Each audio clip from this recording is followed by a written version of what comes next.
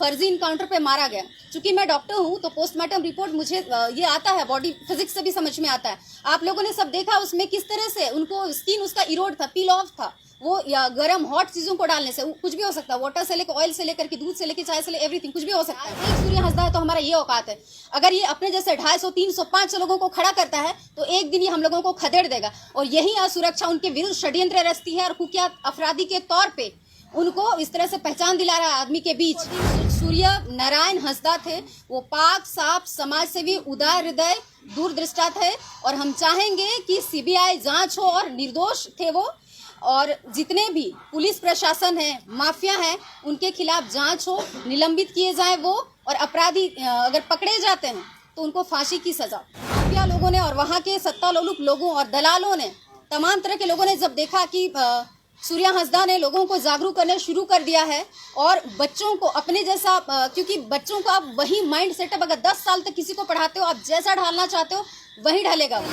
मैं डॉक्टर बसंती हेम्ब्रम जेएलकेएम में केंद्रीय महासचिव के पद पर हूँ और आपके चैनल के थ्रू मैं जाना चाहूँगी हमारा पार्टी का स्टैंड। आपने हमारे तमाम क्रांतिकारी साथियों से और पदाधिकारियों से सुना और अब चूँकि आप मुझसे सवाल कर रहे हैं तो मैं ये कहना चाहूँगी, हम लोग सारे इनफैक्ट जितने जेएलकेएम के हैं, क्रांतिकारी हों, पदाधिकारी हों या आम जनमानस हो, जो एक आम झारखंडी हो और जिनको ये सारा चीज़ के लिए लगता है कि उनके साथ नाइंसाफ़ी हुई है और उस दौर पे कोई भी उस तरह का रहता है तो उनके साथ स्टैंड करना चाहिए। तो जैसा कहा गया कि जो समृद्ध हैं, यहाँ पे हम लोग या तो सहयोग कर सकते हैं श्रम के जरिए, या तो सहयोग कर सकते हैं हम संपदा के जरिए, पैसों के जरिए, या तो चुपचाप उसके साथ स्टैंड करके समर्थन करने के लिए। तो जो जिस तरह से सक्षम होगा उस आधार पे वो उनकी मदद करेगा। अच्छा, एक चीज रहेगा, जैसे आदिवासी समाज से ही आप बिलोंग करते हैं और सूर्य नारायण हंसदा भी जो है आदिवासी से ही, तो उन्हें जो है झारखंड में क्या ऐसा विडंबना है कि आदिवासियों को ही जो है कुख्यात बोल के जो है इस तरह से इनकाउंटर कर दिया जाता है, आप लोग उसे जो है सीबीआई जांच की मांग कर रहे हैं, तो कैसे ये सब हो रहा है कि झारखंड तो आदिवासी राज्य है, आदिवासियों की सरकार भी है, फिर कैसे? आज का जो हालात है उस नाते आपका जो सवाल है वो बिल्कुल जायज़ है और आप लोग इसमें से कितने सारे लोग जो हैं जो संथाल परगना गए हैं कि नहीं गए हैं, वहाँ की स्थिति से आप लोग अगर नहीं गए हैं तो सोशल मीडिया के ज़रिए सबको भान है कि वहाँ की स्थिति क्या है। चूँकि 2017-18 में लगभग मैं वहाँ पे मेडिकल ऑफिसर के तौर पे कार्यरत थी, तो वहाँ का जनमानस की जो सोच है या वहाँ की जो चुनौतियाँ हैं उनको मैं काफ़ी हद तक जानती हूँ और चूँकि उस कम्युनिटी से भी बिलोंग करती हूँ तो भी मैं सारी चीज़ों को समझती हूँ। लेकिन वहाँ का जो मेन चीज़ है उसमें 3-4 चीज़ें जो मैंने नोटिस किया है, उसमें एक है बहन की अस्मिताओं को लेकर के छेड़छाड़ खिलवाड़, दूसरा होता है कि ज़मीन को लेकर के, और तीसरा होता है कि वहाँ पे गरीबी बहुत ज़्यादा है क्योंकि वहाँ पे रोज़गार की बहुत ज़्यादा कमी है और आप कटा हुआ महसूस करोगे। यहाँ धनबाद, बोकारो, रांची, हजारीबाग, जमशेदपुर, यहाँ पे तो इंडस्ट्रियल एरिया है, आपको कुछ महसूस होगा कि हाँ हम सही हैं। या यहाँ के लोग जितने सारे हैं ट्राइबल लोग, वो इंटरकनेक्ट होते हैं दूसरे कम्युनिटी से भी, तो कहीं ना कहीं इनका ब्रेन का डेवलपमेंट ज़्यादा होता है। लेकिन वहीं आप साहेबगंज, पाकुड़ में चले जाओ, अभी भी वहाँ पे बहुत रेयरली गाँव में होंगे जो जीन्स वगैरह पहनते होंगे। वहीं हम लोग का पंछी पढ़ान जो होता है उसको वियर करते हैं लोग, और लड़कों में जो रहता है धोती जनरली उसी को वियर करते हैं। ये मैं ग्रामीण क्षेत्रों की बात कर रही हूँ।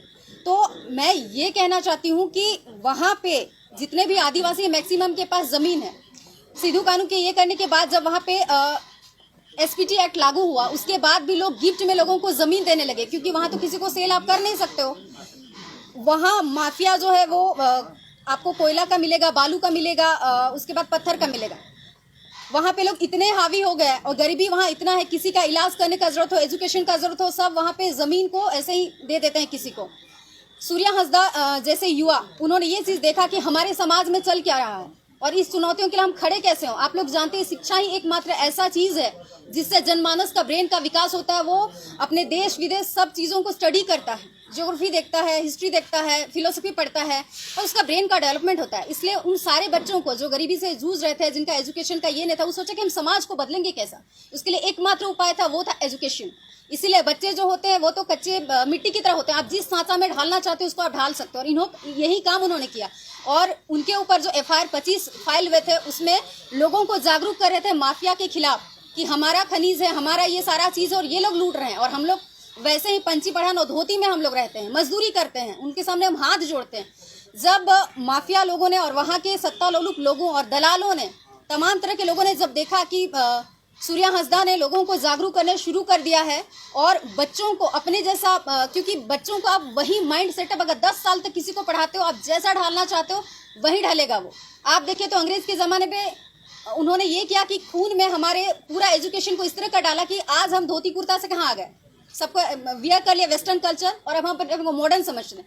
तो विचारधारा कहीं ना कहीं शिक्षा से इंटरकनेक्ट होने के बाद होता है, तो लोगों को एक डर हो गया कि ये आवाज भी उठाता है, लोगों को अवेयर भी कर रहा है, एजुकेशन दे करके ढांचा संथाल परगना का एक। आज एक सूर्य हंसदा है तो हमारा ये औकात है, अगर ये अपने जैसे 250, 300, 500 लोगों को खड़ा करता है तो एक दिन ये हम लोगों को खदेड़ देगा। और यही असुरक्षा उनके विरुद्ध षड्यंत्र रचती है और कुख्यात अपराधी के तौर पे उनको इस तरह से पहचान दिला रहा है आदमी के बीच। उसके बाद भी अगर ये मुख्य विचारधारा से जुड़े नहीं होते तो 4 बार तो ये विधानसभा का लड़ाई लड़ते ही नहीं। उसके बाद भी 2 दफे इन्होंने द्वितीय स्थान पे जगह लिया। उसका मतलब है कि उनका दिनों दिन क्रेज राजनीति और सामाजिक तौर पे कद बढ़ रहा था, इसलिए सब उससे डर रहे थे और इसी के तहत उनको फर्जी इनकाउंटर पे मारा गया। चूंकि मैं डॉक्टर हूँ तो पोस्टमार्टम रिपोर्ट मुझे ये आता है, बॉडी फिजिक्स से भी समझ में आता है। आप लोगों ने सब देखा उसमें किस तरह से उनको स्किन उसका इरोड था, पील ऑफ था, वो या गर्म हॉट चीज़ों को डालने से कुछ भी हो सकता है, वाटर से लेकर ऑयल से लेकर के दूध से लेकर चाय से लेकर एवरीथिंग कुछ भी हो सकता है। उसके बाद पूरा इधर फफोला भी उठा था और साइड से उनको मारी गई थी। तो 3rd डिग्री टॉर्चर के बाद इंटेंशनली इसको मारा गया।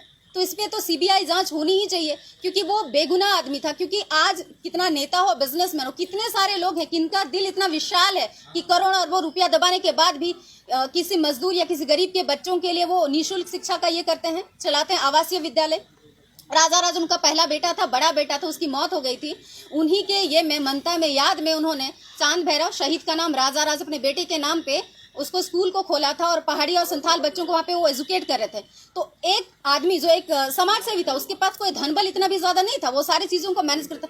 एक इतना सरल हृदय, इतना उदार और दूरदर्शिता और समाज को लेकर के चलने वाला, रोजगार को लेकर, स्वास्थ्य को लेकर के, चिकित्सा को लेकर के, सारी चीजों को लेकर अगर वो बात कर रहा था, आप लोग बताइए वो कुख्यात अपराधी हो सकता है? इसमें मैं थोड़ा सा और जोड़ना चाहूंगी, चूंकि मेरा मायका है टुंडी और टुंडी में शिबू आश्रम पोखरिया में, तो वहीं पे राजनीतिक जिंदगी उन्होंने जिया था शिबू सोरेन। और उस समय दिसोम गुरु जो जंगल में खाक फिरते रहे थे टुंडी पे, उस समय मेरे जितने और भी रिश्तेदार थे, मामा नाना जो भी वो लोग साथ हुआ करते थे, उस समय इनकाउंटर के नाम से उनके भी नाम भी ये हुआ था शूट एंड साइड पे। लेकिन वहाँ के डीसी उस समय उदार थे, उन्होंने बात की टुंडी जंगल जा करके, तो आज वो दिसोम गुरु आंदोलनकारी और आज उनको सब सलाम करे, श्रद्धांजलि, पूरा देश विदेश सब इधर उधर से लोग आए।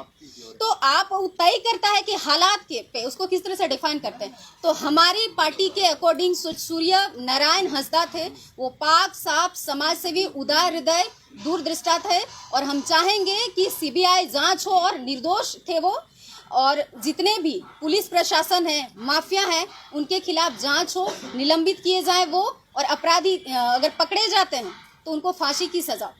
Thank you.